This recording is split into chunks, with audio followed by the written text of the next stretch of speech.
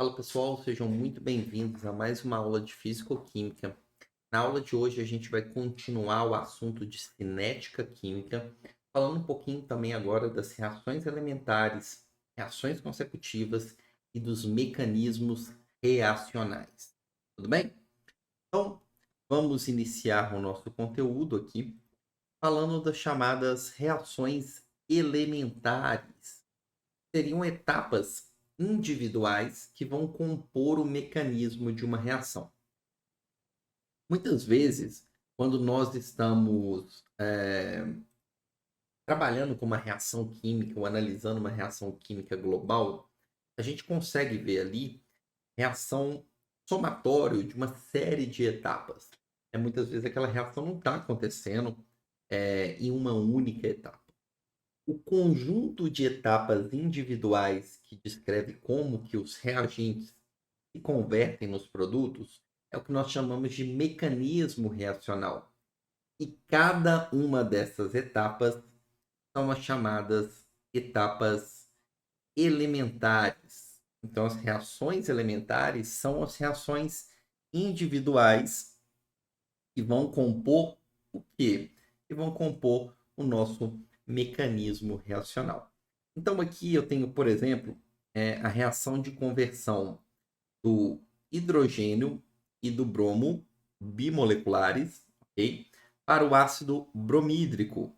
Repare que a gente já tinha mostrado na aula anterior que a lei de velocidade dessa reação é uma lei complexa. Eu não tenho ali nenhuma ordem inteira que mostra a dependência dessas espécies.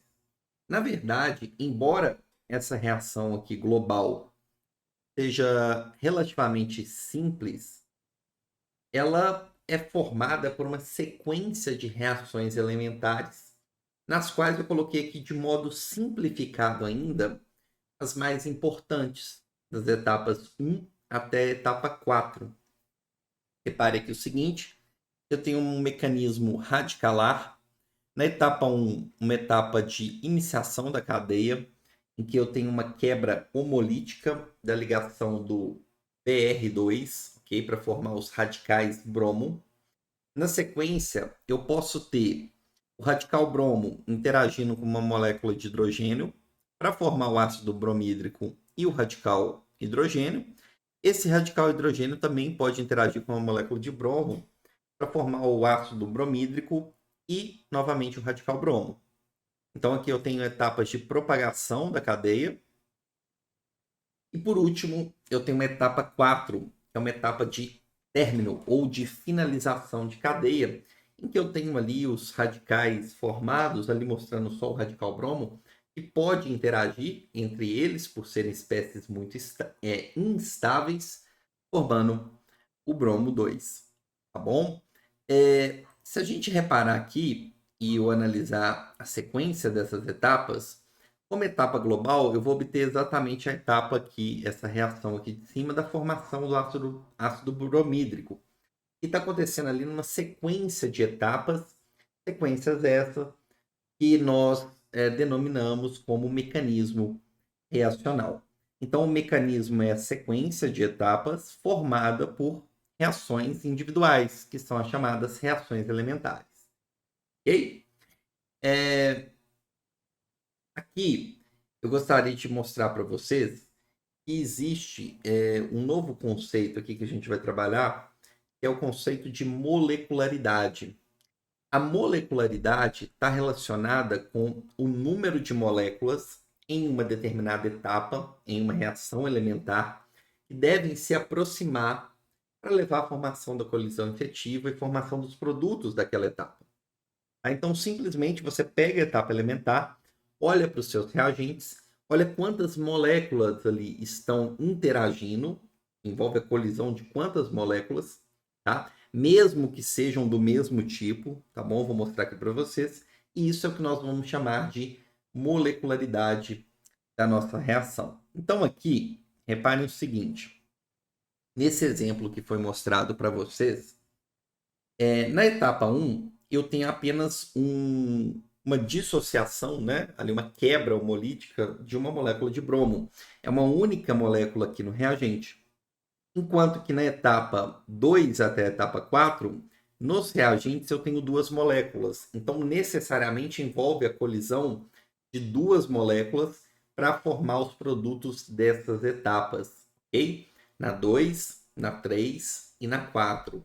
Aí talvez você fale assim, Bruno, mas na etapa 4, o tipo de espécie é a mesma espécie. Sim, é o radical bromo. Mas você precisa de dois radicais bromo colidindo para formar a molécula de Br2, tá? Então, para definir a molecularidade, basta você analisar o número de moléculas ou de espécies que estão interagindo ali nos reagentes para levar à formação dos produtos em cada uma das etapas. Beleza? Na etapa 1, então, eu classifico como unimolecular, e as etapas de 2 até 4 são etapas bimoleculares. Eu posso até ter etapas que envolvem a aproximação de 3 moléculas, mas são muito raras, né, gente? Até pela questão estatística. Imagine, se você tiver que ter 3 moléculas colidindo com energia suficiente e com orientação adequada, a chance disso acontecer, no geral, é muito baixa. Então, são poucos exemplos em química que a gente pode ter reações do tipo com molecularidade igual a 3, tá bom? Geralmente elas são unimoleculares ou, na maioria dos casos, bimoleculares. Beleza? E aí, uma coisa importante que eu queria mostrar para vocês é o seguinte. Lembre-se que eu comentei com vocês que, de modo geral, eu não posso olhar aqui, ó, beleza? Para a reação global e, a partir dos coeficientes estequiométricos, tentar escrever a lei de velocidade, porque eu vou cometer um equívoco. Porém, se eu for fazer isso para uma reação elementar, apenas para uma etapa individual, aí sim eu consigo escrever a lei de velocidade analisando a estequiometria do processo, tá bom? Como a etapa elementar ali eu tenho exatamente o número de moléculas envolvidas, a ordem dessa reação, na reação elementar da única etapa, ela vai ser coincidente com o quê? Coincidente com a molecularidade, beleza? Então, para reações elementares, que são reações individuais, que compõem o mecanismo de uma reação, se você quiser escrever a lei de velocidade para cada uma das etapas, a lei de velocidade de cada uma das etapas ela vai ser igual, vai ter a ordem igual à molecularidade. Aí sim existe essa possibilidade. Eu vou mostrar para vocês aqui em alguns exemplos no decorrer dessa aula. Perfeito? Então vamos avançar. Aqui eu vou mostrar para vocês aqui reações agora que ocorrem na vizinhança do equilíbrio, tá? Primeiro eu vou começar por reações de ordem 1, em que eu estou admitindo, a partir de agora, que uma espécie A pode converter em B e a constante Kr é a constante de velocidade da reação direta, mas que essa espécie formada B, ela também pode se decompor regenerando o reagente A numa reação inversa, cuja constante de velocidade é simbolizada pelo Kr asterisco. Beleza? Em termos de lei de velocidade, como cada uma dessas etapas aqui são etapas elementares, como assim? Uma espécie de A por uma única etapa pode formar B, e essa espécie de B, por uma única etapa, pode voltar a formar A. Então, a reação de A virando B e de B virando A são reações elementares. Portanto, eu poderia escrever a lei de velocidade a partir da molecularidade, ou seja, a velocidade da reação direta vai ser a constante de velocidade da reação direta vezes o quê? A concentração da espécie A elevada a 1. E a molecularidade é 1, então essa reação é de primeira ordem. De modo análogo, eu poderia escrever a lei de velocidade da reação inversa, né? Como constante de velocidade da reação inversa, Kr asterisco, vezes a concentração da espécie B elevado à molecularidade, que no caso aqui é 1, com B convertendo em A. Então, aqui. Beleza. E aí é o seguinte, eu poderia monitorar qual que é a variação da concentração ao longo do tempo para a espécie A. E essa variação aqui dependeria dos dois processos, do processo direto e do processo inverso. Como assim, Bruno? É o seguinte, como que varia a concentração da espécie A? Bem, ela depende da reação direta, porque pela reação direta, o A é o reagente, então ele está sendo consumido. Se ele está sendo consumido, concentração de A ao longo do tempo vai diminuir, segundo a lei de velocidade da reação direta. Por isso que eu coloco da seguinte maneira: dA dt é igual a menos, porque A é um reagente, tá? E a lei de velocidade da reação direta.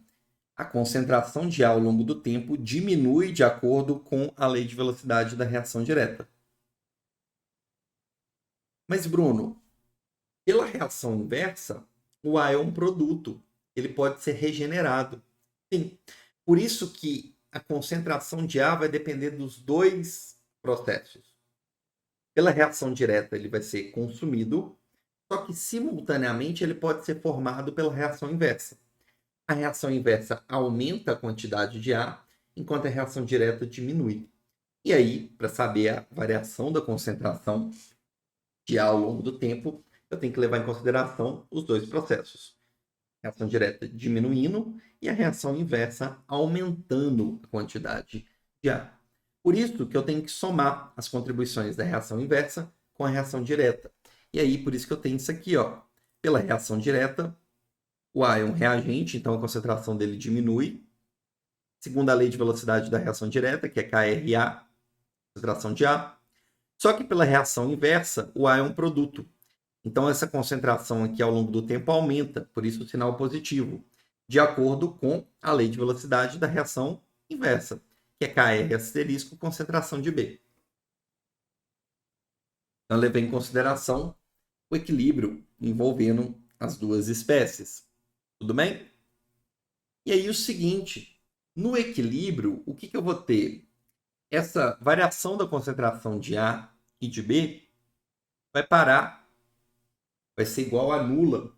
Por quê? Porque vai ser igual a um valor zero, né? Por quê? Porque a concentração das espécies na condição de equilíbrio vai parar de variar.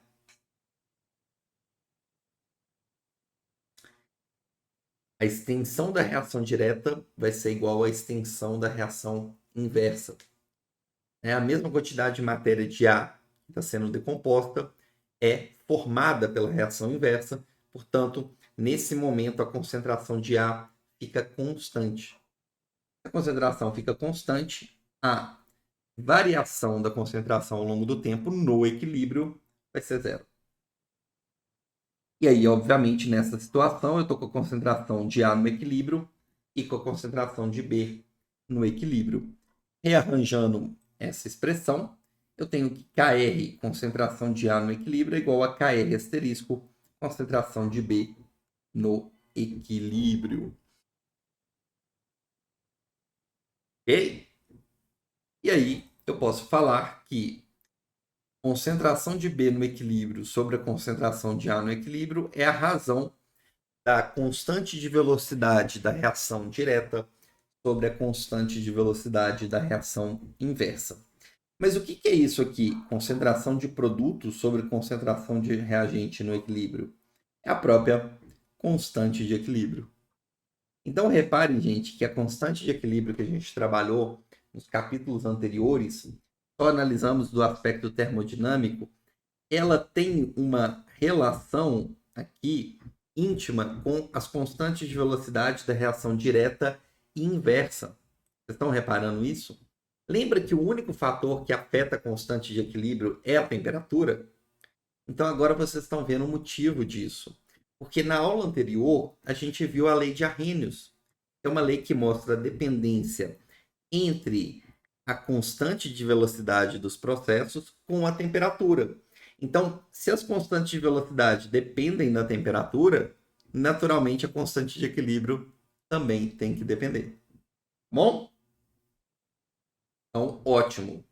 Então, analisando aqui, repare que o seguinte, no equilíbrio, as velocidades da reação direta e inversa se igualam. Então, a extensão com que cada um desses processos ocorre é exatamente o mesmo. Tá bom? Eu coloquei para vocês uma situação em que a constante da velocidade da reação direta seria igual ao dobro da constante de velocidade da reação inversa. O que isso significa? Significa que a taxa de decomposição de A até atingir o equilíbrio, ela vai ser maior, né, do que essa formação de B. E aí, com isso, na hora que a gente atingir o equilíbrio, né, como KR é igual ao dobro de KR asterisco, beleza? O que a gente vai ter aqui? Vamos colocar aqui para vocês. Ó,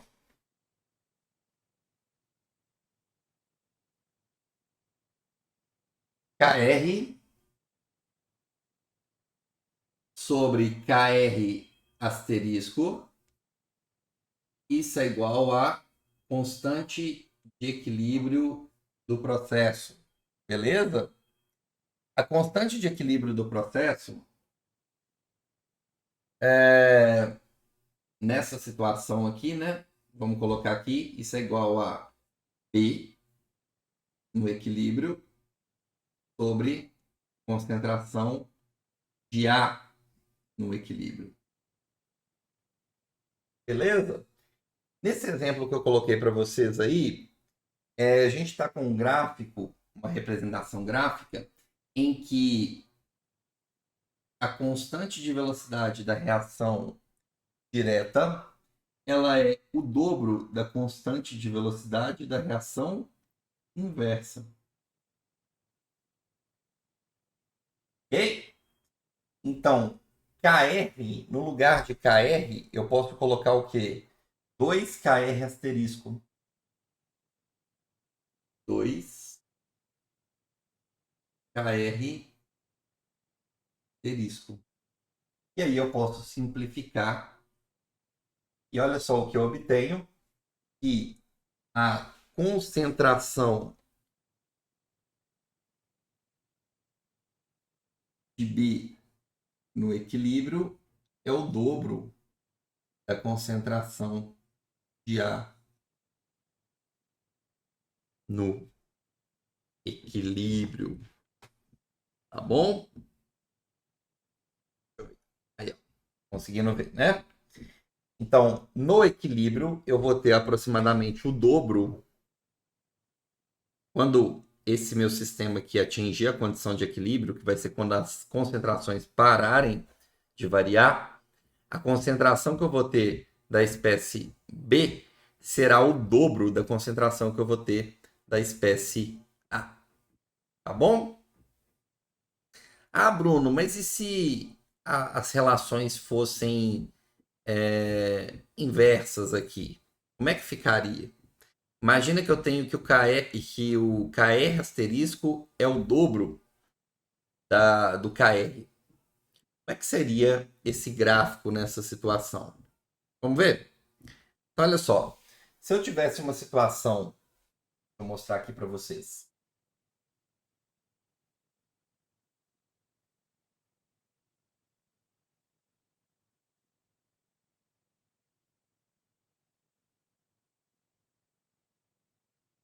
KR, KR asterisco. E aí vamos trabalhar com a seguinte situação. Vamos imaginar que a reação inversa agora ela tem uma constante de velocidade que é o dobro da reação direta. Tá? Qual que é a reação? É a reação de A convertendo em B. Tudo bem? Nessa situação aqui, o KR asterisco ele é o dobro do KR. Então, no lugar de KR asterisco, eu vou colocar aqui, ó, 2KR.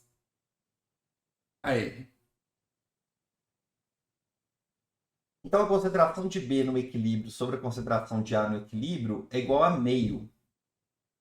Nessa situação, então, eu posso falar que a concentração do reagente A no equilíbrio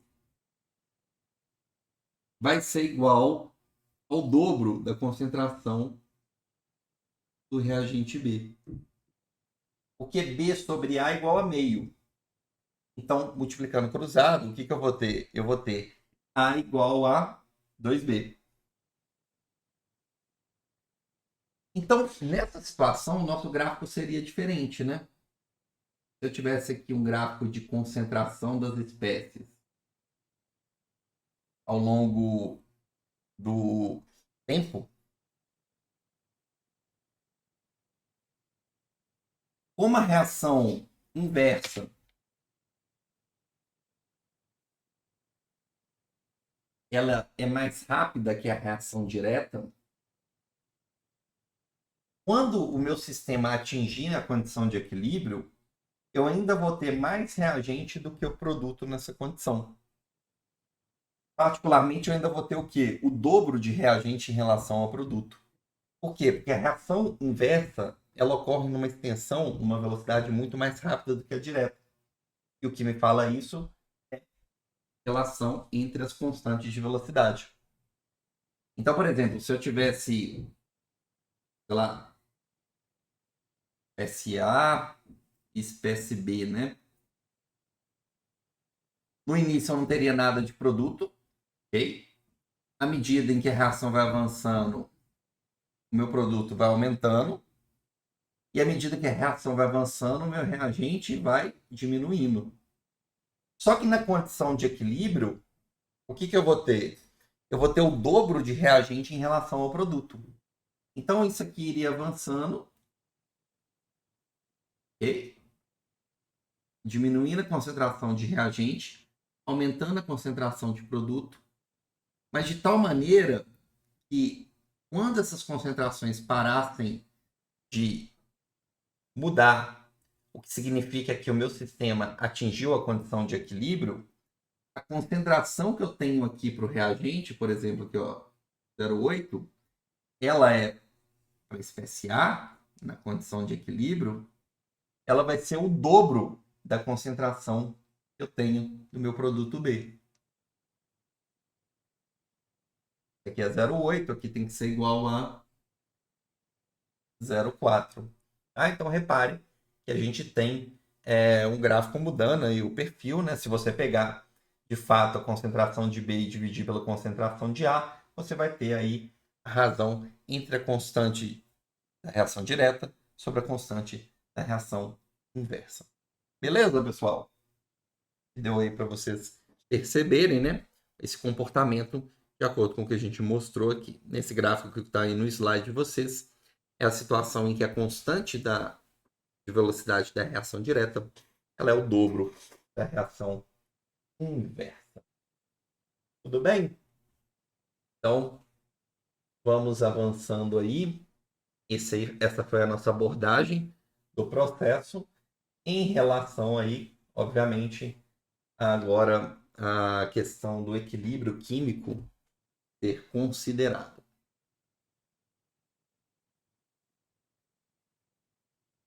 Vamos lá? Vamos avançar. Agora a gente vai falar de reações elementares consecutivas.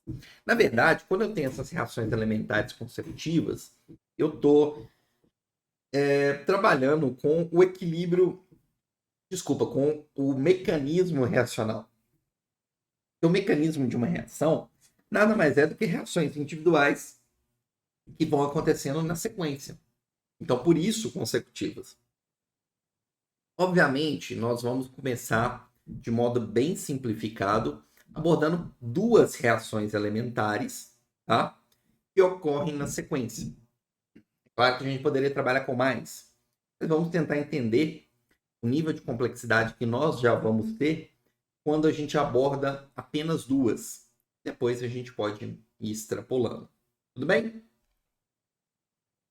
Então, olha só. Quando eu tenho reações consecutivas, naturalmente vão existir espécies que serão formadas que nós chamamos de intermediário. Porque, por exemplo, a espécie A, ela vai dar origem a uma espécie intermediária que na sequência vai se decompor para formar o produto de interesse.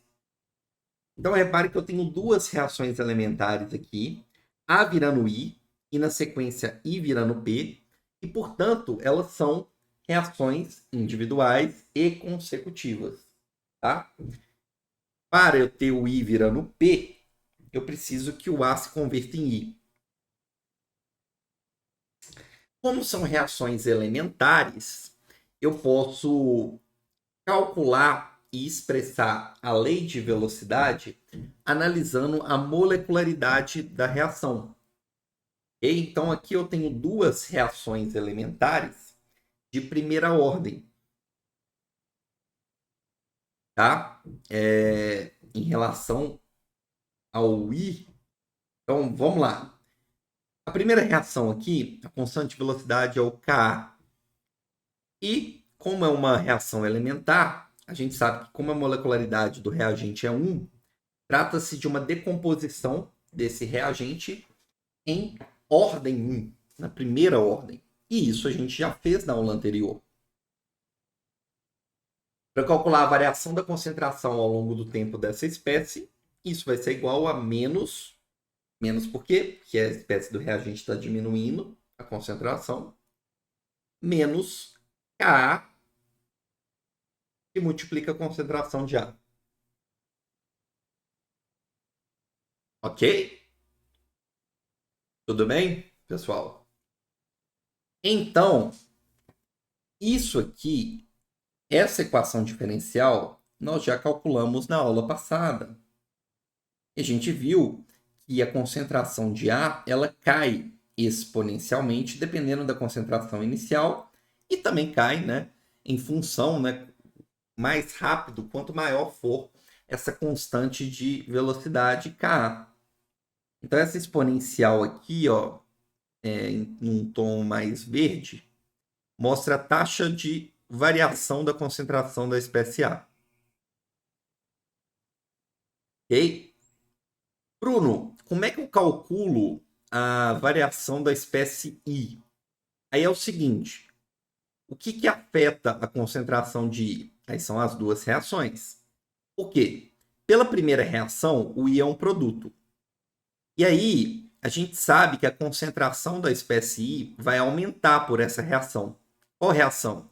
A primeira reação, cuja lei de velocidade pode ser escrita em função de Ka, concentração da espécie A. Eu uso o sinal positivo porque a concentração de I ao longo do tempo aumenta de acordo com essa lei de velocidade. Porém, essa concentração da espécie I diminui, por isso o sinal de menos, quando a gente considera a segunda reação consecutiva. Porque pela segunda reação, a espécie I é um reagente. Então a concentração de I diminui pelo segundo processo e aumenta pelo primeiro. Como eu quero falar que ela diminui pelo segundo processo, eu vou colocar um sinal de menos. E o segundo processo também é uma reação de primeira ordem, molecularidade igual a 1, em que eu tenho a constante de velocidade do segundo processo, que no caso é Kb, então fica menos Kb, concentração aqui da espécie reagente do segundo processo, que é a espécie I. Então é essa equação diferencial que eu tenho que resolver. E essa equação diferencial aqui, a resposta dela vai ser igual a isso aqui, ó. Ka sobre Kb menos Ka, esse parêntese que envolve a subtração de duas exponenciais. que dependem das constantes de velocidade dos processos, multiplicado pela concentração inicial da espécie A. Tudo bem? E é o seguinte, Bruno, como é que você chegou nessa expressão aqui? Galera, novamente eu vou falar para vocês, o nosso foco aqui não é um curso de equações diferenciais, mas eu estou usando ela mais como uma ferramenta. Para não tornar o processo muito maçante, moroso, e nem o nosso objetivo que você fique ali deduzindo e resolvendo essas equações, eu coloquei de modo detalhado para vocês, ao final das anotações, nesse apêndice B, a demonstração, tá? Para resolver essa equação diferencial aqui. Então, o passo a passo está aqui para vocês. Eu vou deixar como consulta, caso vocês queiram acompanhar. Qualquer dúvida, depois vocês me passam aí, por gentileza. Mas é só para mostrar para vocês como que a gente saiu dessa equação diferencial e foi resolvendo passo a passo até chegar na nossa função, né, que mostra como que a concentração de I varia com o tempo. Bom, essa função aqui, ó, que eu demonstrei para vocês no apêndice B, ela vai ter esse aspecto aqui, ó, ela começa subindo, a concentração de I começa subindo e depois ela diminui. De acordo com essa curva aqui, ó, da espécie I, é uma curva em azul, estão vendo aqui nesse gráfico? E por último, eu vou mostrar aqui para vocês como que varia a concentração do produto da nossa espécie P. A espécie P ela só é formada a partir do intermediário. Como a molecularidade aqui é 1, eu posso escrever para uma reação elementar a lei de velocidade. A lei de velocidade vai ser a constante de velocidade dessa segunda reação, Kb, vezes a concentração da espécie I elevada à molecularidade 1, que vai ser então uma reação de primeira ordem, tá bom? O I, ele vai ser, à medida, a concentração de P, ela vai aumentando, né? Porque o P é um produto, então fica mais Kb, concentração de I. Só que aqui é o seguinte, ó, vê se vocês concordam comigo. Como essas reações são elementares e consecutivas, o tempo todo, se eu somar para o mesmo intervalo de tempo, para o mesmo instante, concentração da espécie A, I e P somados tem que ser igual à concentração inicial da espécie A, que é o meu reagente de partida. Faz sentido? Como assim, Bruno? Imagina que você tem 10 mols da espécie A, ok?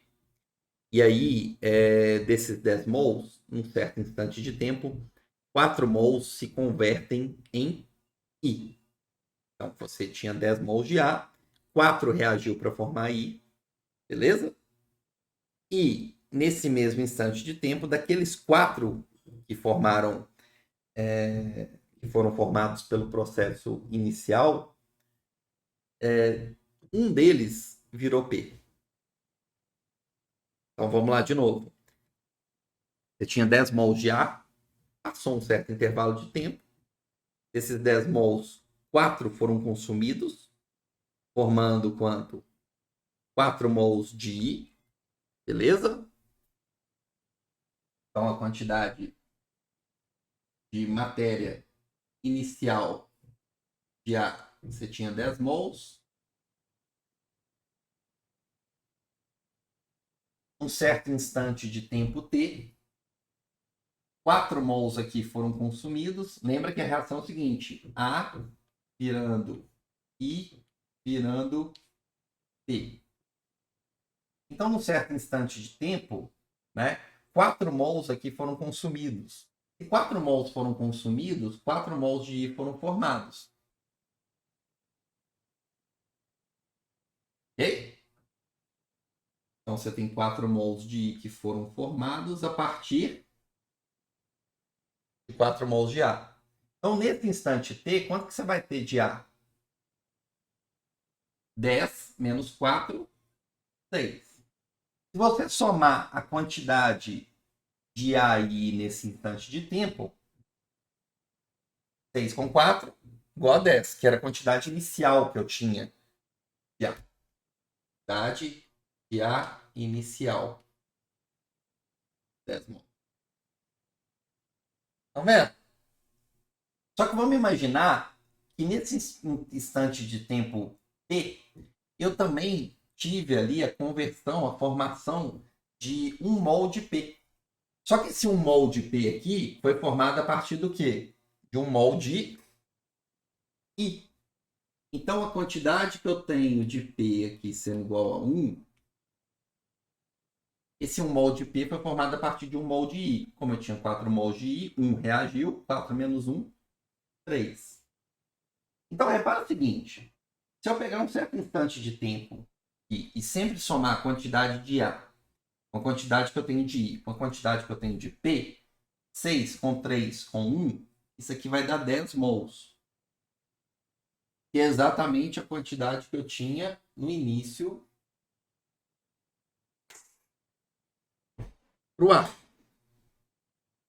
Por isso, eu posso falar o seguinte: a concentração de A mais a concentração de I mais a concentração de P somados em um certo instante tem que ser igual à concentração inicial do meu reagente.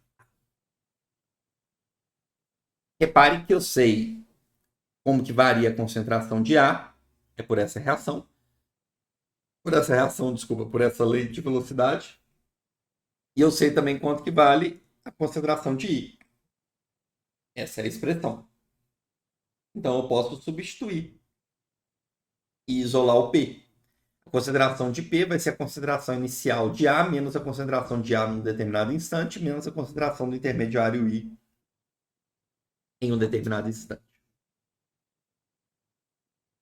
Substituindo as funções e fazendo a manipulação, eu vou chegar nessa expressão aqui em vermelho, tá? Que representa essa curva aqui ascendente, que mostra como que varia a concentração da espécie P. Bruno, como que você chegou nessa manipulação algébrica? Novamente, coloquei as informações para vocês em um outro apêndice, o apêndice C, que mostra todos os passos aí, tá? Algébricos que eu fiz para sair dessa relação e obter essa relação um pouco mais simplificada. Beleza? Então, encontramos funções aqui para as concentrações de A, de I e de P ao longo do tempo em um conjunto de reações consecutivas. Na verdade, né, 2 reações consecutivas elementares acontecendo. Vamos fazer um exercício para fixar esse conceito, esse conteúdo aí para vocês. Então, imagina que você tem um processo industrial ocorrendo, no qual, né, uma substância produz um composto de interesse que eventualmente pode se transformar em outro produto e não temos interesse. Considerando que cada etapa da reação apresenta uma cinética de primeira ordem, determine o instante em que a concentração do composto desejado será o maior possível. Um exercício de otimização, né? Vamos resolver? Só, pessoal. Olha o que eu tenho aqui. Eu tenho uma situação em que eu tenho 2 reações consecutivas de primeira ordem. Exatamente o que a gente viu agora. Uma espécie A está produzindo algo de interesse e, eventualmente, isso pode se transformar em um outro produto que eu não tenho interesse. Então, eu estou atrás nesse processo exatamente desse intermediário. E eu quero maximizar o quê? A obtenção desse intermediário I.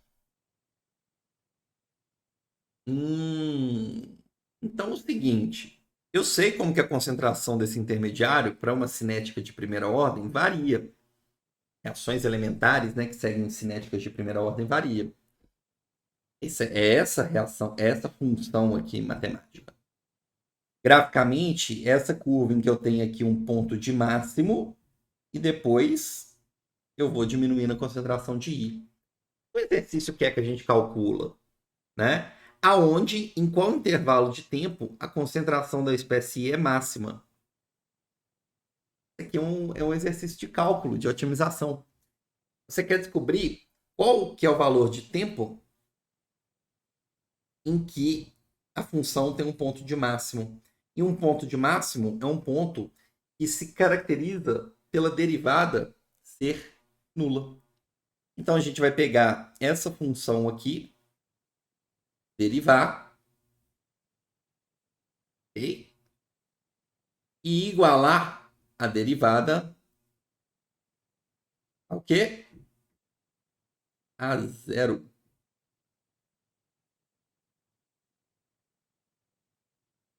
Tudo bem?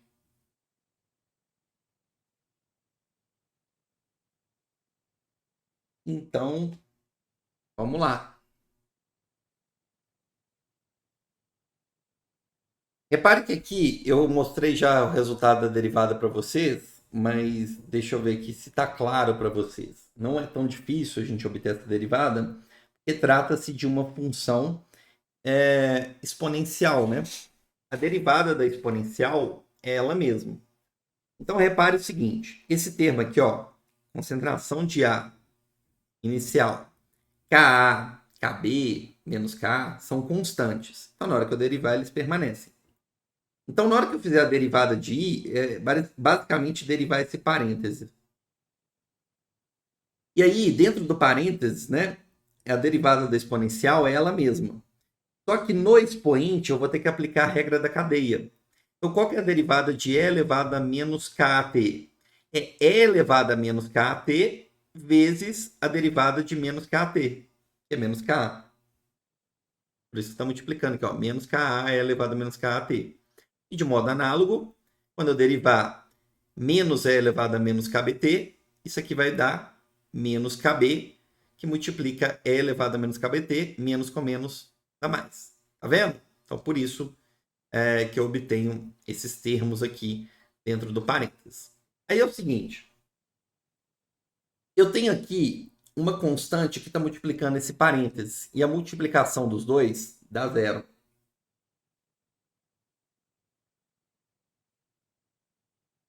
Um produto de dois números para dar zero só ocorre se um desses dois números for zero.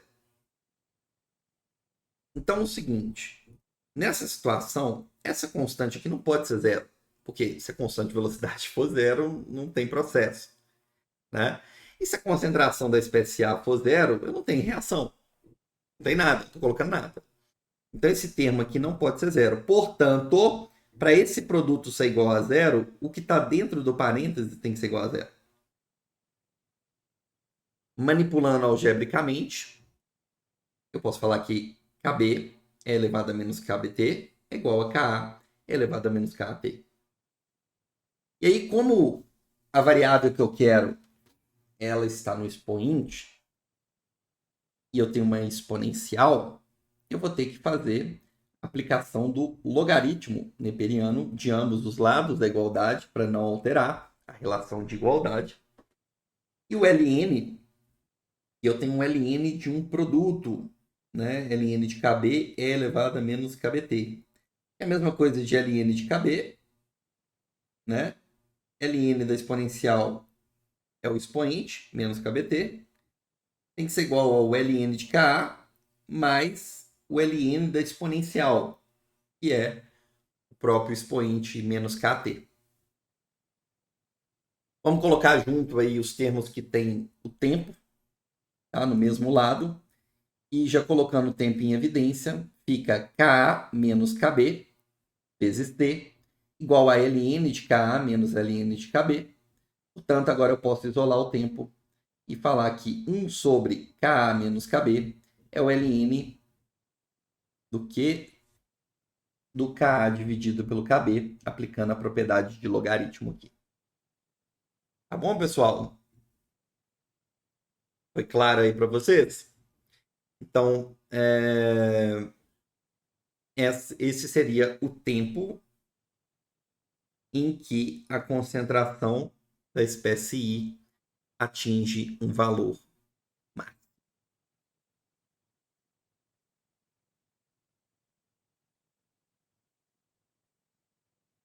Opa, vamos continuar aqui.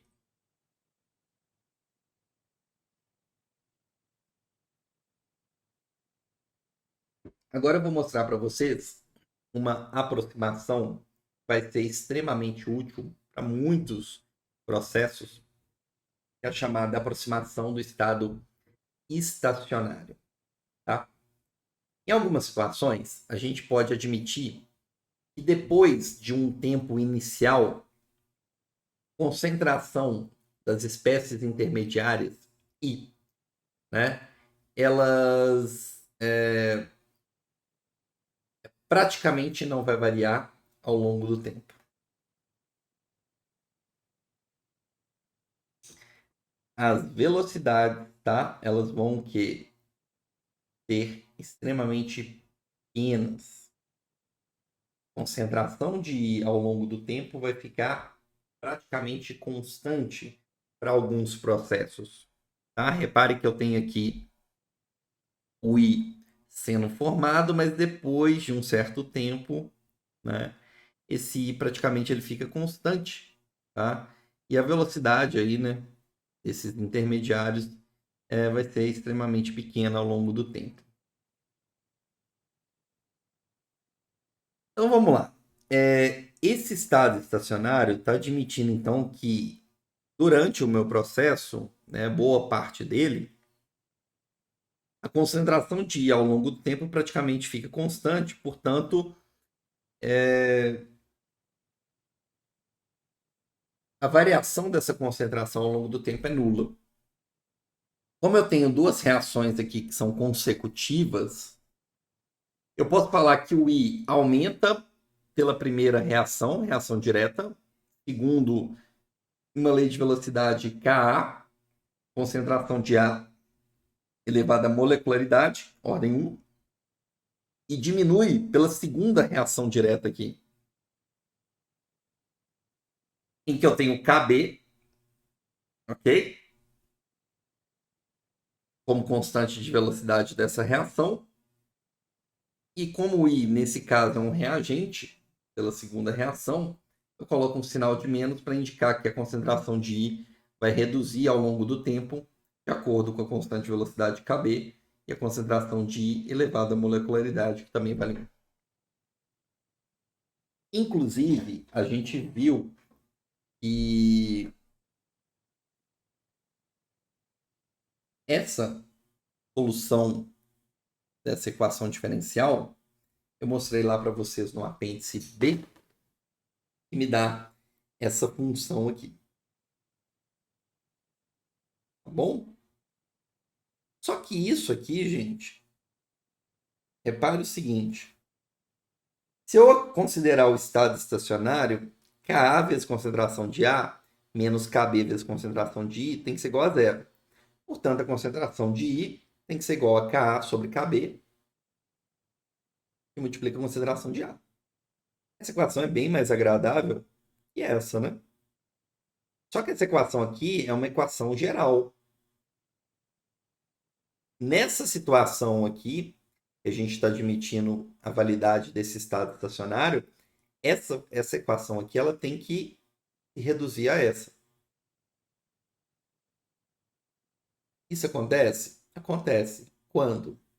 Quando a constante da reação Kb é muito maior do que a constante da primeira reação, K.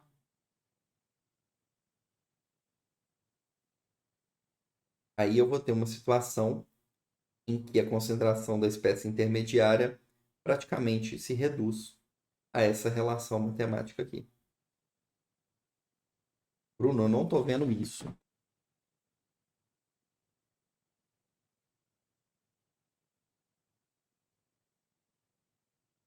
Vou escrever aqui para você. Relação geral para a concentração da espécie I para reações consecutivas de primeira ordem, a gente viu que pode ser escrito da seguinte maneira. K KB menos KA, ok? E elevado a menos KAT, menos E elevado a menos KBT, e multiplica a concentração de A inicial. A condição do estado estacionário implica que constante de velocidade, para ela acontecer, a constante de velocidade da segunda reação ela tem que ser muito maior que a constante de velocidade da primeira reação.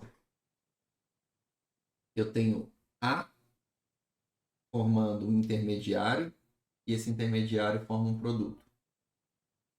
Só que como KB é muito maior do que o KA, assim que o intermediário é formado, ele rapidamente decompõe e forma um produto. Por isso que a concentração dele sempre é muito pequena e constante ao longo do processo. Então vamos aplicar essa condição aqui? Vamos. Se KB é muito maior do que KA, KB menos um número, um número grande menos um número pequeno é aproximadamente esse número grande, KB.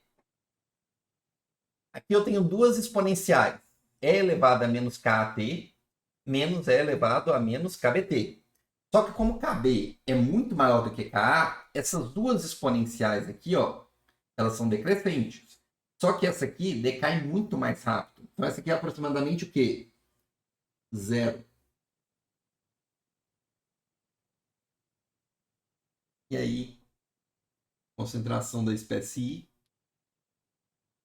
fica igual a sobre KB, concentração inicial de A é elevado a menos KT. O que é isso aqui? Isso aqui, ó.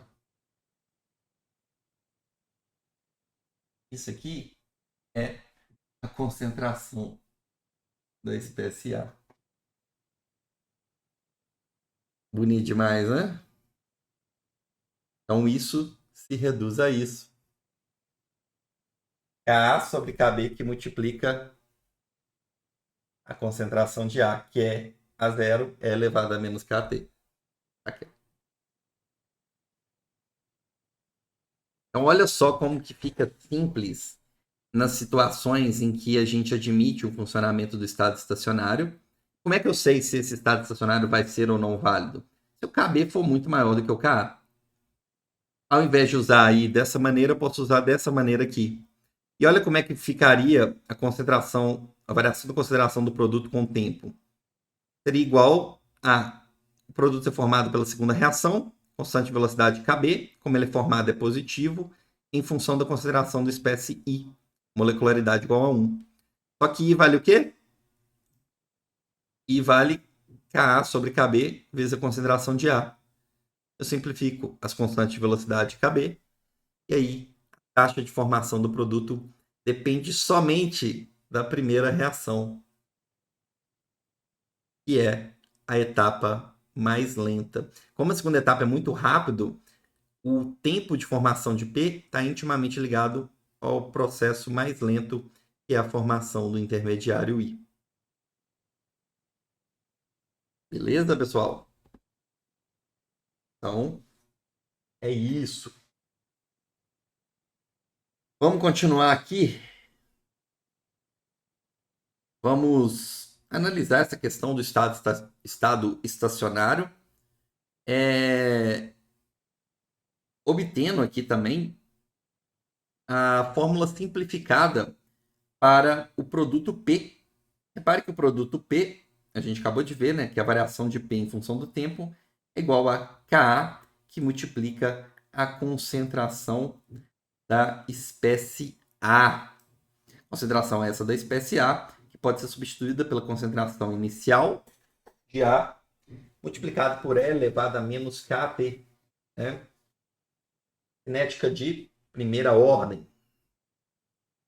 Beleza, aí tudo bem. Aí o seguinte, para calcular então a variação da concentração de P, eu vou ter que aplicar o método de separação entre variáveis, passar o dt para o outro lado, ok? Porque aqui é o e elevado a menos kat. Eu vou ter que integrar, né, ambos os lados. Esse lado aqui, só que esse aqui vai dar o próprio p, tá? E esse lado aqui, eu tirei o Ka e a concentração inicial, porque são constantes de dentro da integral. E eu tenho que fazer a integral de e elevado a menos kat. Quanto que dá essa integral e elevado a menos kat? Em que, quando eu derivo, dá e elevado a menos kat. Isso aqui vai ser menos e elevado a menos kat dividido por Ka. Esse é o resultado da integral. Quer ver? Deriva isso aqui, ó, em relação ao tempo. Constante fica igual, né? Então fica 1 sobre K. Aí aqui é próprio exponencial, né? E elevado a menos KT.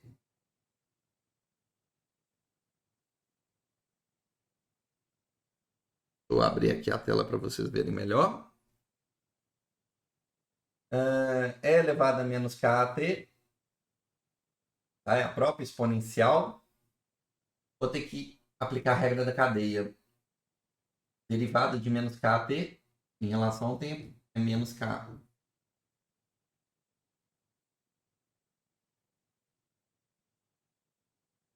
Menos com menos dá mais. K corta com K. Ok? Então, essa derivada, ela vai ser igual a E elevado a menos KT. Beleza? Então, olha só. Quando eu derivo menos E elevado a menos KT sobre Ka, eu encontro E elevado a menos KT. Significa que a integral de E elevado a menos KT é igual a esse termo aqui. Ok? Então, para resolver aquela integral, eu tenho que aplicar menos E elevado a menos KT sobre Ka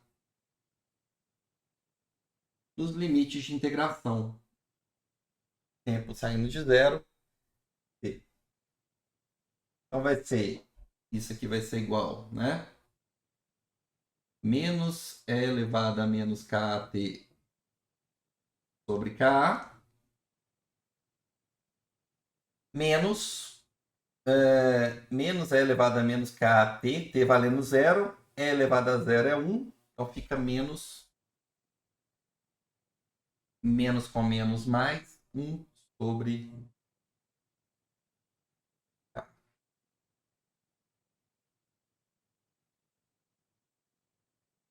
Beleza? Então, é, menos com menos, né? Menos com menos, isso aqui vai dar mais. Bom, pessoal?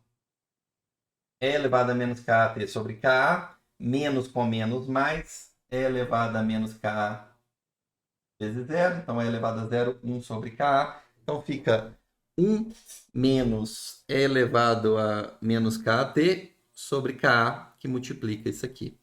Repare o seguinte, né? Eu obtenho aqui, eu posso simplificar o K e eu obtenho que P, quando o estado estacionário é válido, né? Ele é igual a 1 menos E elevado a menos KT, que multiplica a concentração inicial de A. Bem mais simples do que essa expressão. Então, essa expressão geral ela tem que se reduzir a essa. E, de fato, ela reduz quando KB é muito maior do que KA. Vou mostrar aqui para vocês, tá? Lá.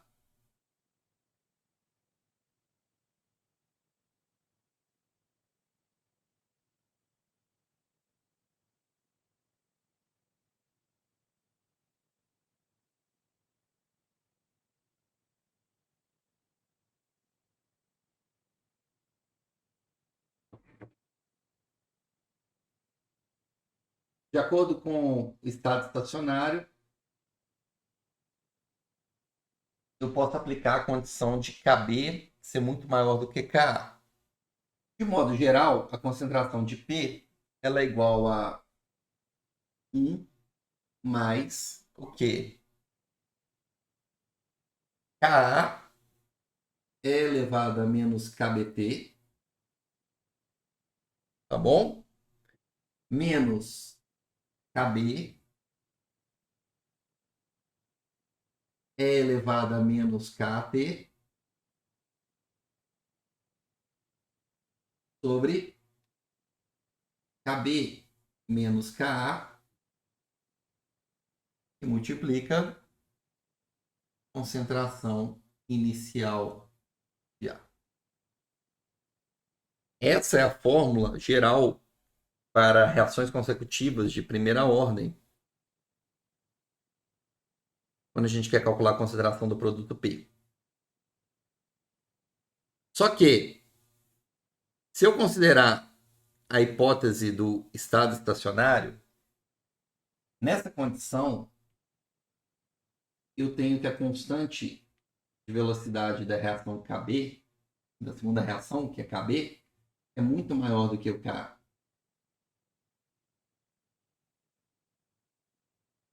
Então, olha só, Kb é um número muito maior do que K, Kb menos K vai dar aproximadamente Kb. Duas exponenciais, não é? Concorda? Kb é muito maior do que Ka. Então, esse termo aqui, ó, E elevado a menos Kbt, é um termo que vai aproximar de quanto? De zero. Porque essa exponencial é mais decrescente do que essa.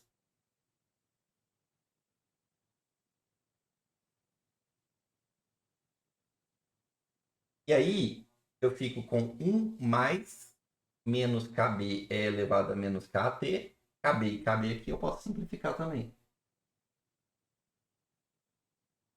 Repare que a concentração do meu produto P, nessa situação aqui,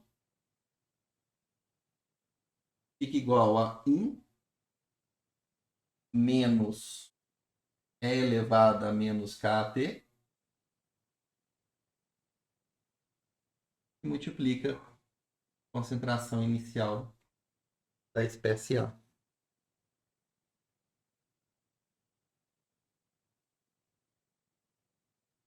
Isso aqui é exatamente isso aqui. Bacana? Então, quando o estado estacionário é válido, olha como que simplifica bastante a nossa abordagem. E aqui, ó, gente, a gente já consegue ver uma boa validade do estado estacionário para uma situação em que o Kb é 20 vezes o Ka. Imagina se o Kb fosse 100 vezes, 1000 vezes, 15 mil vezes maior do que o Ka. Então, quando a gente estiver nessas situações, a gente pode aplicar o estado estacionário e, de fato, admitir que a concentração das espécies intermediárias praticamente é constante ao longo do tempo em um mecanismo como esse. Tá bom? Vamos fazer um exercício para aplicar, então, de fato, esse estado estacionário?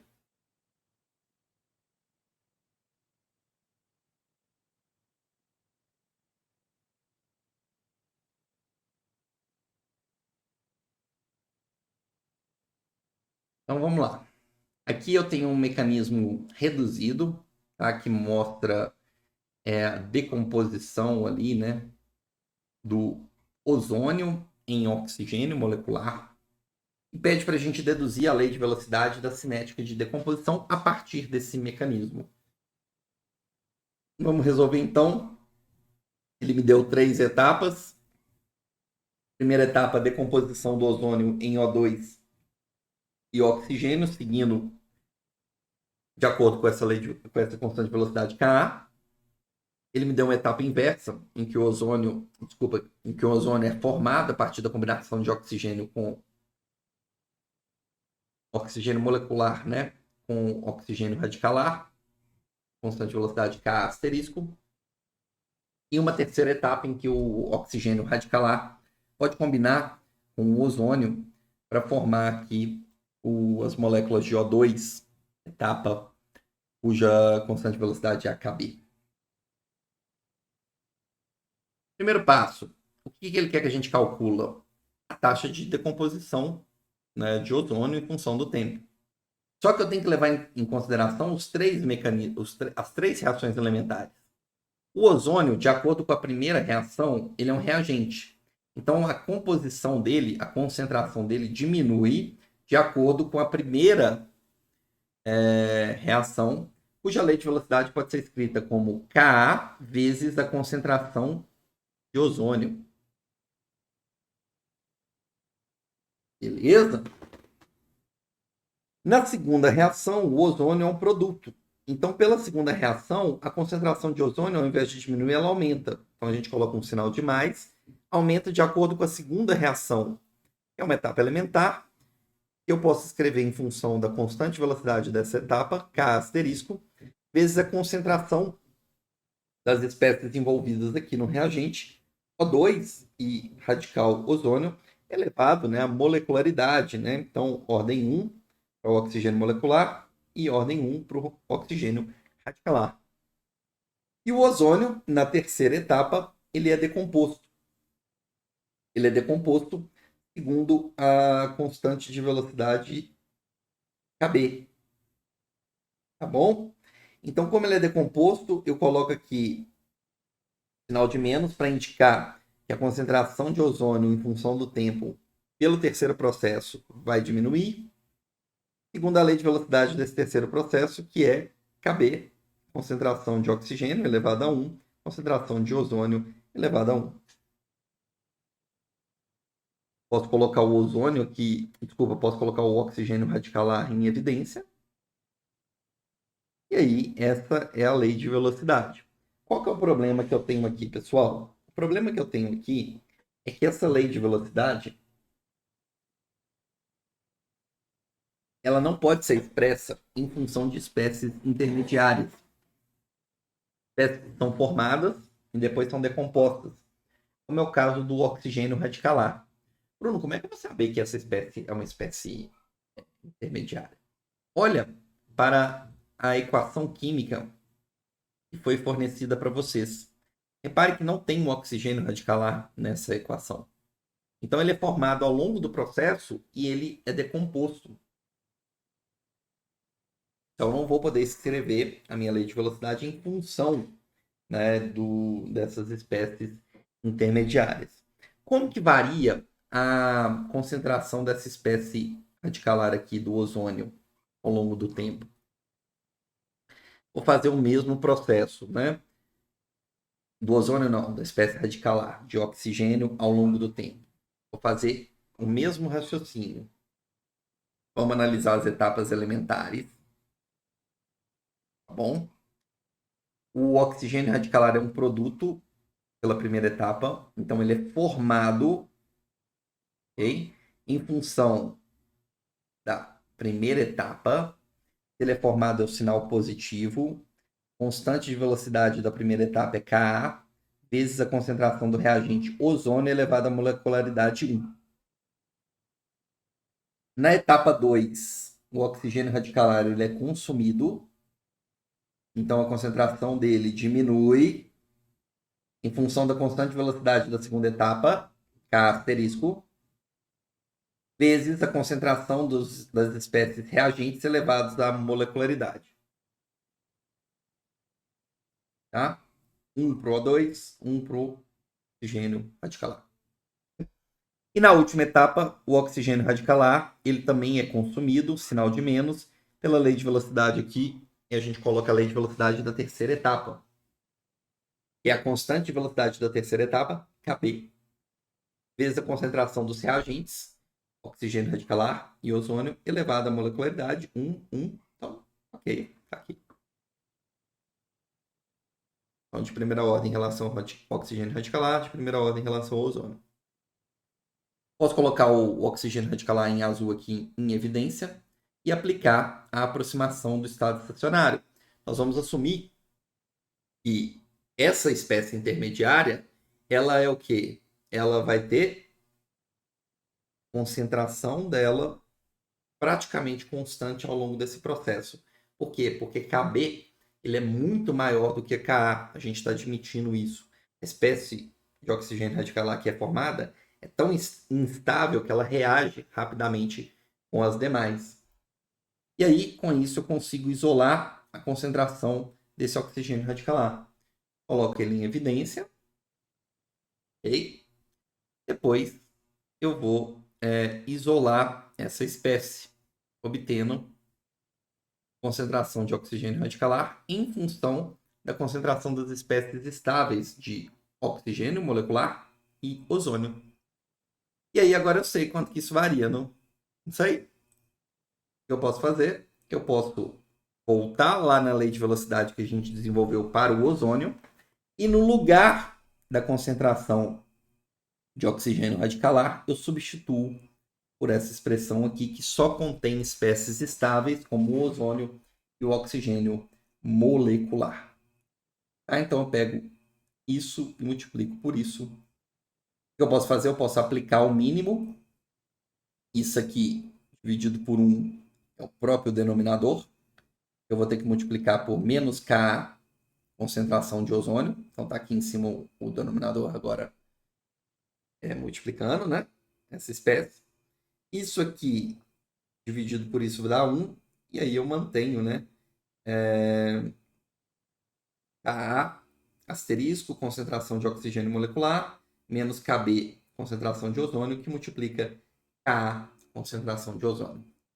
E aí eu vou ter que brincar aqui de álgebra, né? Pegar esse termo e multiplicar por esse, pegar esse termo e multiplicar por esse, pegar esse termo Ka, ozônio, multiplicar por esse e por esse dentro do parênteses.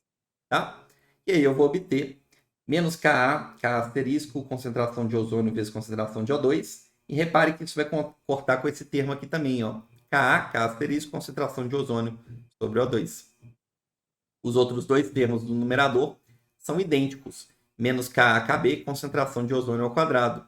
Portanto, eu vou obter menos 2Ka, Kb, concentração de ozônio ao quadrado, sobre o denominador K asterisco, concentração de oxigênio molecular, mais Kb, concentração de ozônio. Agora sim, eu tenho uma lei de velocidade expressa a ser utilizando, né, exclusivamente espécies estáveis como o ozônio e o oxigênio molecular. Bom, pessoal, então é isso, né? A gente conseguiu obter então uma lei de velocidade aplicando a condição do estado estacionário. Beleza? Então vamos lá. Vamos continuar aqui o conteúdo. Agora eu vou mostrar para vocês uma discussão acerca da etapa determinante da velocidade de uma reação, tá bom? Em geral, gente, a etapa determinante de uma velocidade de uma reação é a etapa que a gente fala mais lenta do meu processo. Eu coloquei aqui para vocês, imaginando que eu tenho aqui uma reação de decomposição do peróxido de hidrogênio para a formação de água e de oxigênio molecular, imaginando que ocorre em 2 etapas, né, uma reação catalisada por iodeto.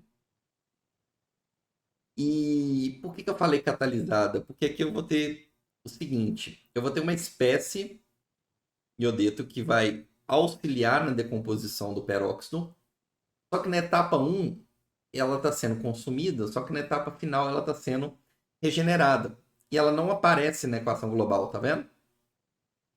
É o contrário do intermediário, que é produzido inicialmente e depois consumido.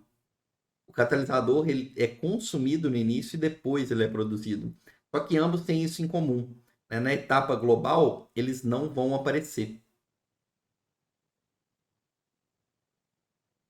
E aí, nesse caso desse mecanismo aí, eu tenho uma etapa lenta, que com o auxílio do catalisador, a gente consegue ali resolver melhor, que é a etapa da decomposição do peróxido para formar o ânion IO-, e na sequência, rapidamente reage com outra molécula de peróxido para formar os produtos de interesse. Essa etapa lenta aqui é o que a gente fala que é a etapa determinante da velocidade. Porque se ela não acontecer e levar à formação do IO-, a formação do produto ela fica comprometida. Não adianta essa etapa segunda ser rápida, sendo que ela fica travada pelo primeiro processo. Bom, e também não adianta, pessoal, que a etapa seja lenta se ela não for exclusiva, tá? E fundamental para a formação do produto. Eu coloquei para vocês duas reações consecutivas em que uma certa espécie forma um intermediário e esse intermediário tem uma conversão lenta no produto. Essa etapa vai determinar a formação desse produto aqui, dessa espécie em verde, tá? Porque ela é lenta, mas ela é lenta e é exclusiva, ou seja, para formar o produto I, eu tenho que necessariamente passar por esse intermediário. Se eu tivesse uma situação desse tipo aqui, em que a espécie A poderia formar um intermediário, e o intermediário formar um produto, mas a própria espécie A poderia decompor direto no produto de interesse por uma reação rápida, repare que isso aqui já não determinaria mais a velocidade do processo, porque eu teria uma rota alternativa que é mais rápida e, portanto, levaria à formação do produto de qualquer forma. Beleza? Você pode pensar na seguinte maneira. Imagina ali também que você está no trânsito, dirigindo, e você tem que passar ali por um determinado momento ali do seu percurso por um túnel, e esse túnel tem um congestionamento. Então, a sua passagem com o seu veículo por aquele túnel vai comprometer o tempo total do seu percurso. Ali vai ser uma etapa lenta para você ter o fluxo, né, durante a sua direção. Contudo, se você souber de algum caminho alternativo, cortar, sei lá, o caminho por um bairro, alguma coisa do tipo, aquele túnel deixa de ser importante, porque você sabendo que ali está congestionado, o que, que acontece? Você vai pegar um outro caminho e aquela etapa não vai ser mais relevante, não vai te atrasar mais no seu percurso.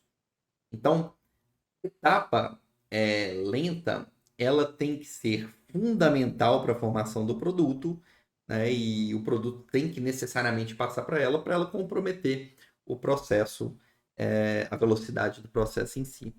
E aí que entra também a questão do catalisador. No caso da reação que a gente viu do iodeto, a gente colocou ali uma questão em que, na presença do catalisador, o processo tende a acontecer mais rapidamente. Por quê? O que, que ele vai fazer? Ele estabelece uma rota alternativa e evita aquela etapa determinante. Então, o peróxido de hidrogênio, na presença de luz, ele decompõe em água e oxigênio molecular. Só que na presença de iodeto, ele decompõe mais rápido, porque o peróxido interagindo com o iodeto tem ali uma reação que é mais fácil de acontecer. Então, o catalisador é uma espécie de GPS do processo reacional, é uma espécie de Waze. Tá?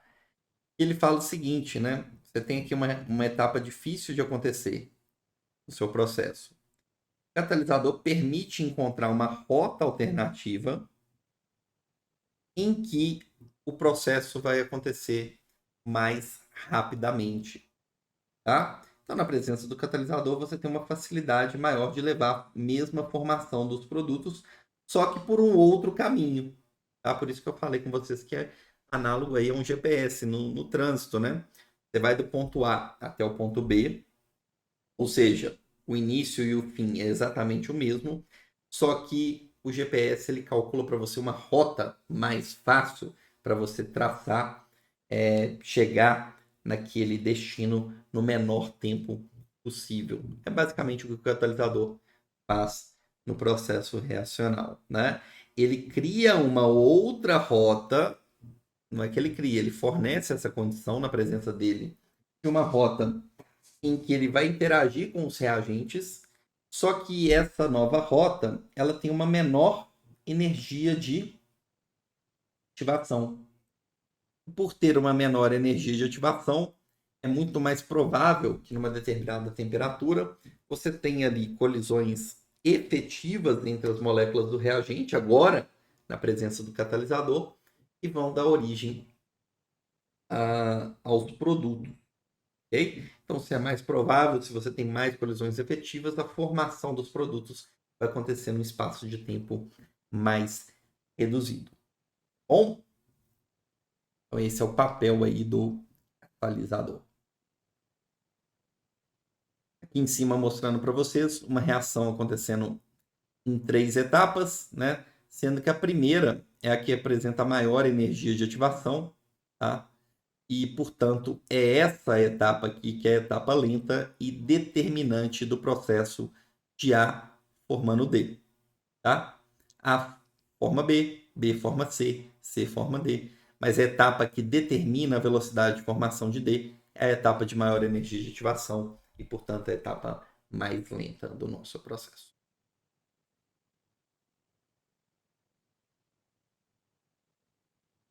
Vamos falar agora, então, de reações elementares, tá? Consecutivas, que tem o chamado pré-equilíbrio presente.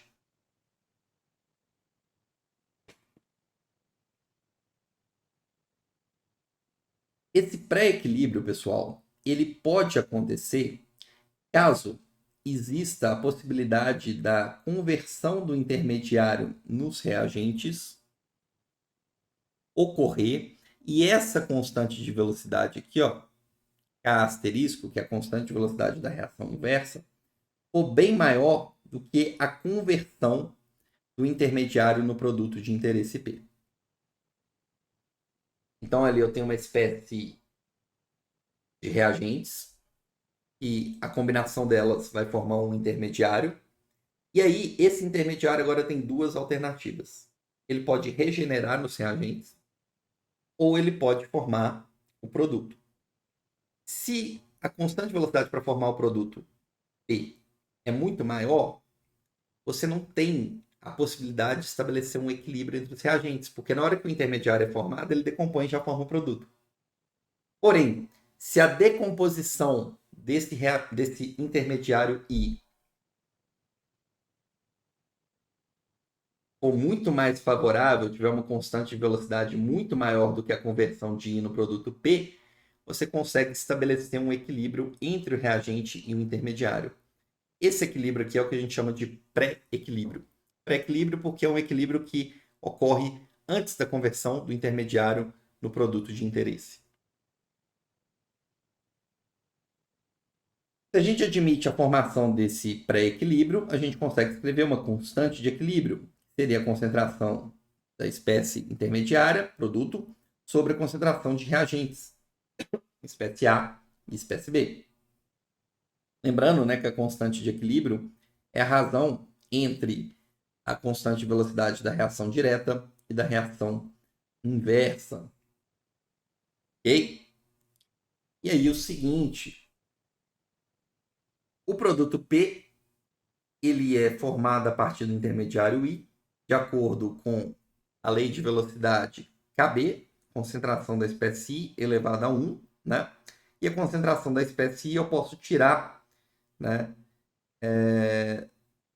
dessa relação aqui de cima, né? O que é o I? O I é a concentração de A vezes a concentração de B vezes a constante de equilíbrio. Portanto, a variação da concentração de P em função do tempo vai ser igual a KB, que multiplica a concentração de I, que é a constante de equilíbrio, vezes a concentração de A e de B. Isso aqui, esse produto dessas constantes, KB vezes a constante de equilíbrio, né? Ou melhor, KB vezes K sobre K asterisco, é a constante de velocidade da reação. Tá? Então a gente está simplificando a nossa abordagem, admitindo que a concentração da espécie I ela vai ser determinada pelo pré-equilíbrio estabelecido nesse processo, uma vez que Ka asterisco é muito maior do que Kb. Bruno, se eu Mas você ignorou essa conversão da espécie I no P. Você praticamente assumiu que a concentração de I vai ser descrita pelo equilíbrio. Sim. Se eu não fosse ignorar isso, como que ficaria para resolver esse problema e determinar a constante da reação sem ignorar essa lenta transformação do intermediário no produto P? Aí eu vou ter que calcular a concentração, a variação da concentração do intermediário ao longo do tempo, de acordo com essas reações aqui, ó. Vou fazer aqui para vocês no quadro, para vocês entenderem como que a gente está calculando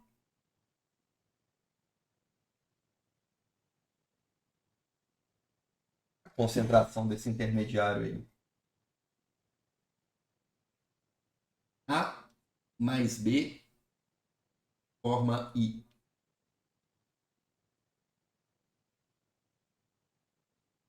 Só que o I também pode decompor a inversa, constante de velocidade característico, para formar A e B.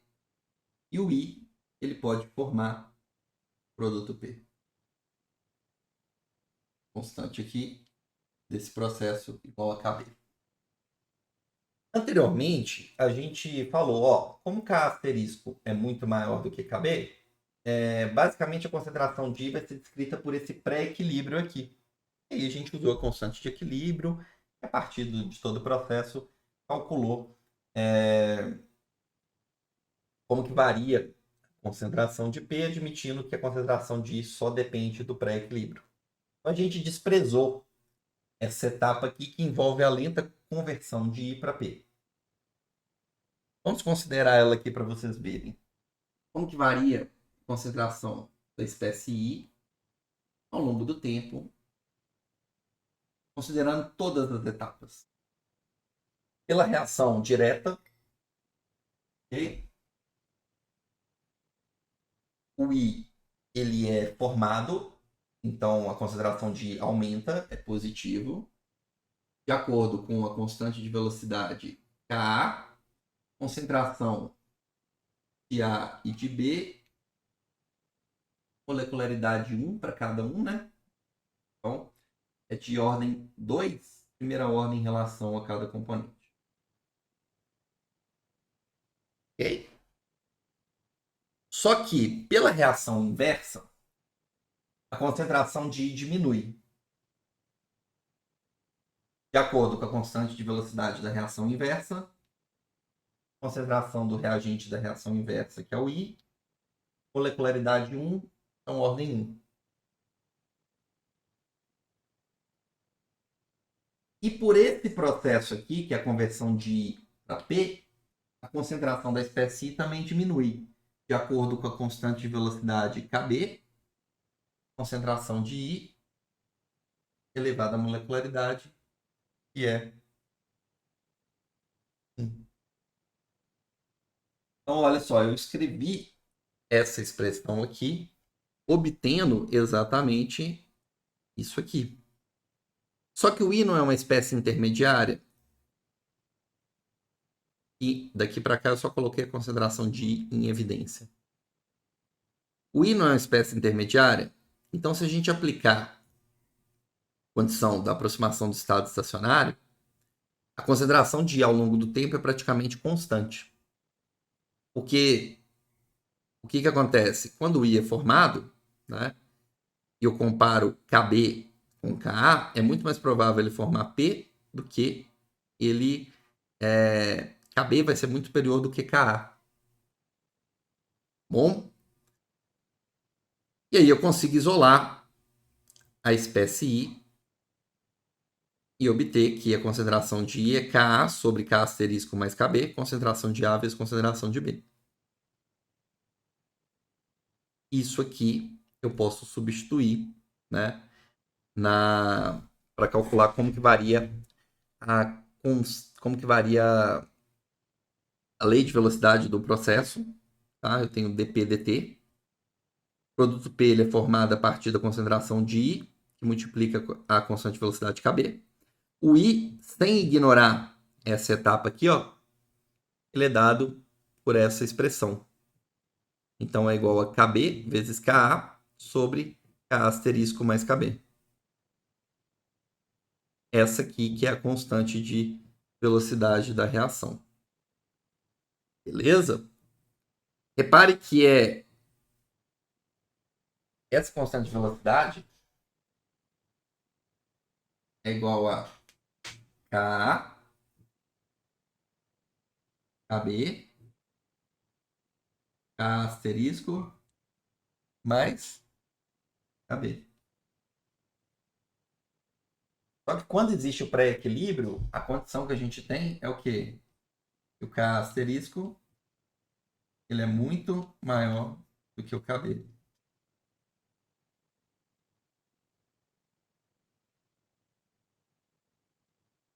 Ou seja, K asterisco mais KB vai ser aproximadamente quem? K asterisco. Por isso que não é um erro tão grande. Isso aqui foi a constante que a gente encontrou quando a gente ignorou essa lenta transformação. De modo completo, a gente teria o K asterisco mais KB.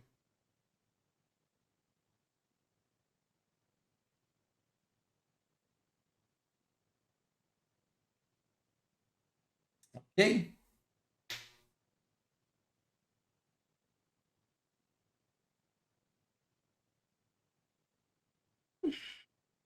Lembrando, né, que o estado estacionário aí a gente está aplicando para o intermediário, estamos considerando que uma vez que o intermediário é formado, ele rapidamente ele vai ser decomposto.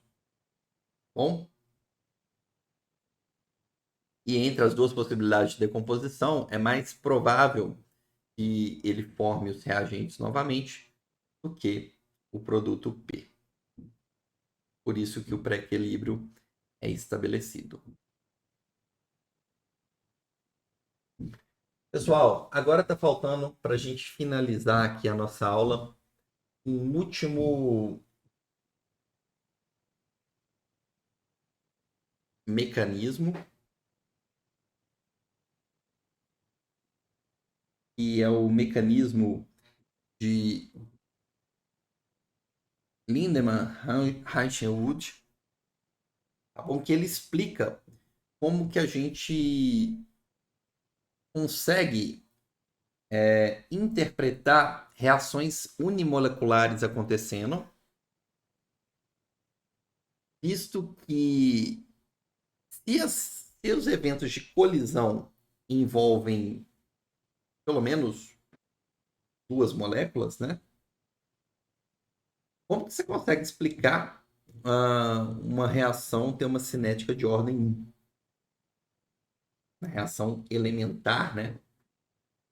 Aqui eu coloquei para vocês um exemplo de uma reação elementar do ciclo propano levando à formação, né, do propeno.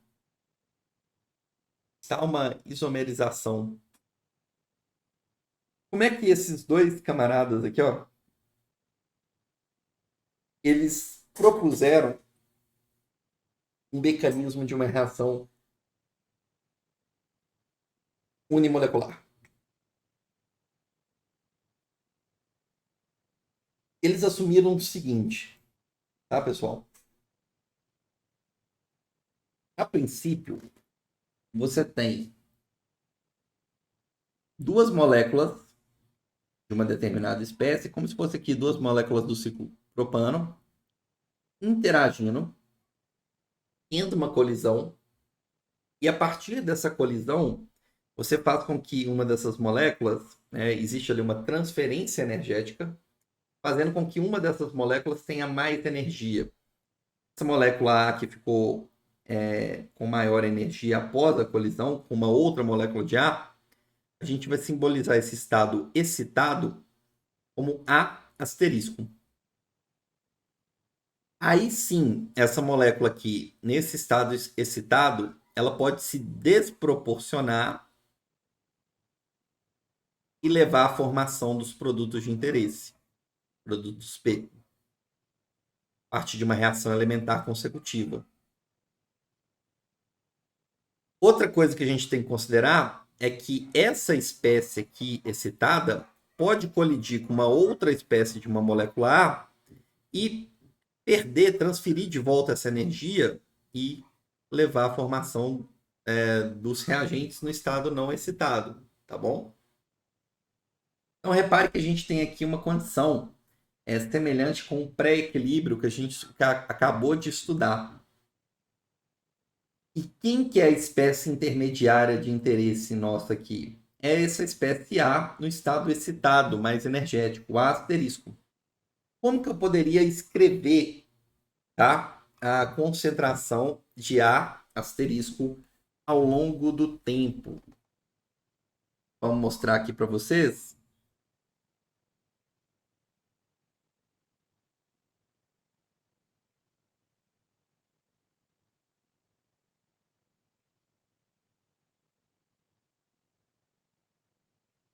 Tá?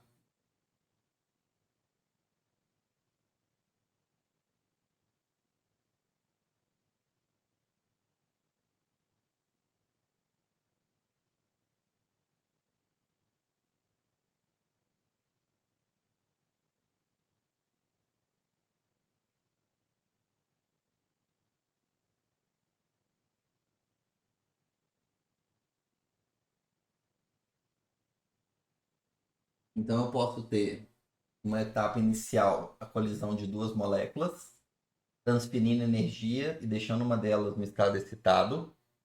Eu posso ter também a colisão dessa molécula no estado excitado com uma outra molécula de ar para voltar e regenerar os meus reagentes.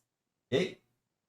E na sequência, eu posso ter a possibilidade dessa molécula no estado excitado se desproporcionar, formando os nossos produtos de interesse por meio de uma constante Kb.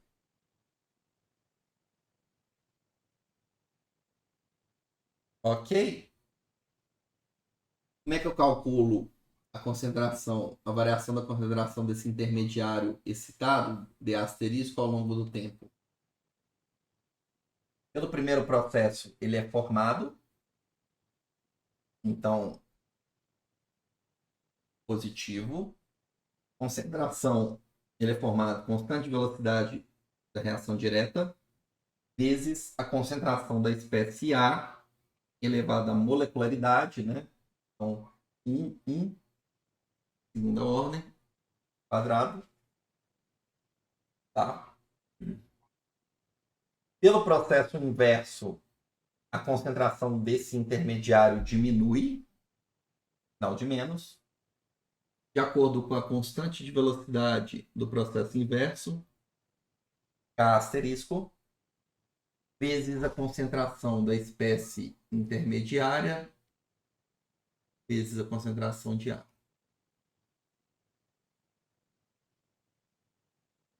Vou continuar aqui embaixo, tá bom? Só por questão de espaço. Por esse terceiro processo aqui, a concentração do intermediário A asterisco também diminui, tá vendo? Ele é um reagente na terceira etapa. Eu terei que colocar menos. Constante de velocidade do terceiro processo, Kb, vezes a concentração da espécie A asterisco. Essa elevada molecularidade que vale 1. Aí eu obtenho, né, exatamente isso aqui.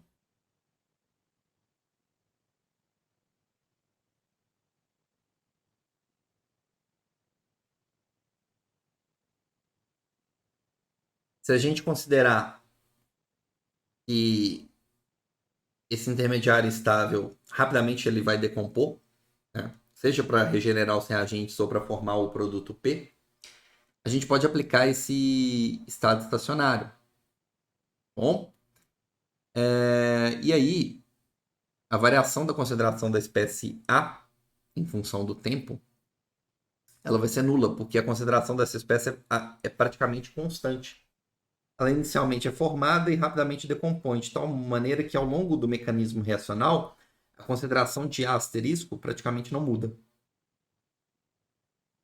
Então eu tenho essa expressão em que eu posso colocar o asterisco em evidência, mudar de lado e isolar a concentração da espécie intermediária asterisco. Como é que eu expresso como que o produto é formado ao longo do tempo? O produto é formado pela última etapa.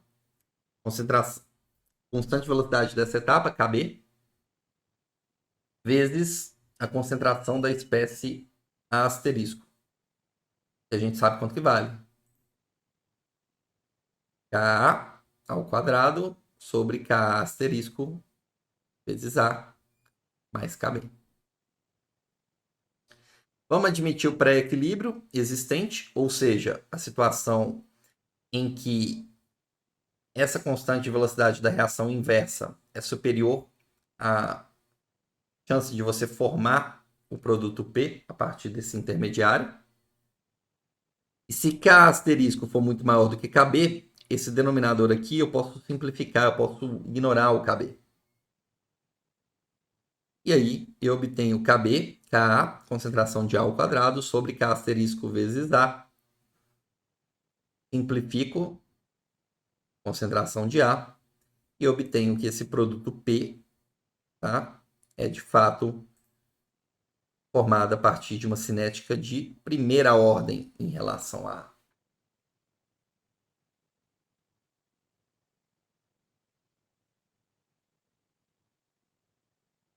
Então eu consigo explicar o fato de você ter aí, mesmo uma reação unimolecular, que é formado pela colisão, que é um evento bimolecular, ser dependente aí de uma cinética de primeira ordem.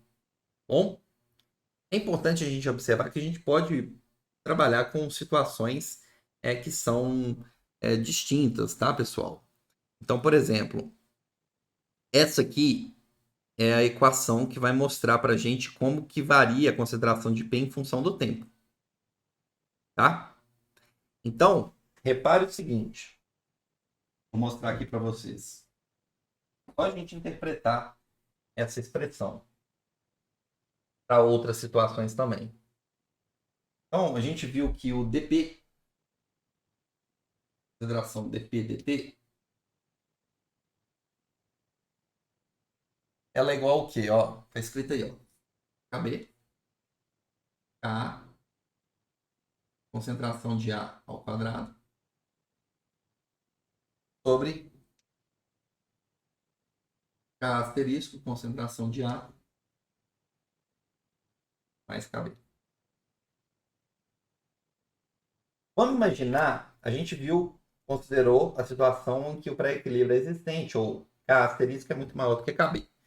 Vamos imaginar a situação em que não vou ter esse meu pré-equilíbrio, porque o Kb ele é muito maior do que o K asterisco.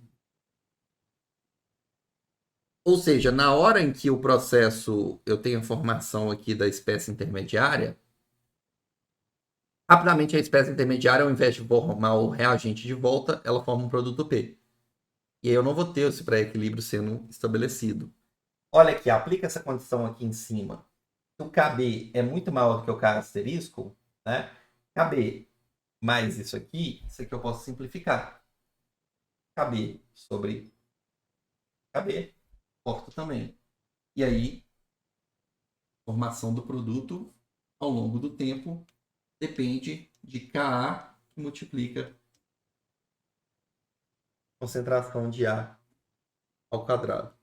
Ou seja, a cinética é uma cinética de primeira ordem, em que a etapa lenta de velocidade é a etapa inicial, que depende da colisão das espécies dos reagentes A com A. Aí seria uma cinética de segunda ordem. Por quê? Porque logo depois que formar essa espécie intermediária, ela decompõe em formar o produto P. Não teria esse pré-equilíbrio sendo estabelecido. Estão vendo? E eu tenho uma outra situação também aqui que é bem interessante. Quer ver? Vamos imaginar que eu tenho o pré-equilíbrio estabelecido. Só que repare, é caber, né? Asterisco, concentração de A mais KB. Vamos imaginar que eu tenho pré-equilíbrio sendo estabelecido, ou seja, a asterisco, de fato, ela é muito maior do que KB. Só que tem o seguinte, no denominador aqui, eu tenho K asterisco que multiplica a concentração de A. K asterisco pode ser um número muito grande. Só que, se eu tiver uma situação em que a concentração da espécie A é muito, muito pequena, de tal modo que a multiplicação com K asterisco me dê algo menor, bem menor do que KB, mesmo que eu tenha o pré-equilíbrio sendo existindo, eu tenho tão pouco A que K asterisco vezes A ele vai ser bem menor do que KB. Então, esse termo eu posso simplificar nessa situação. E aí, novamente, eu vou ter um mecanismo que vai depender apenas de uma cinética de segunda ordem. O primeiro processo ser uma etapa lenta.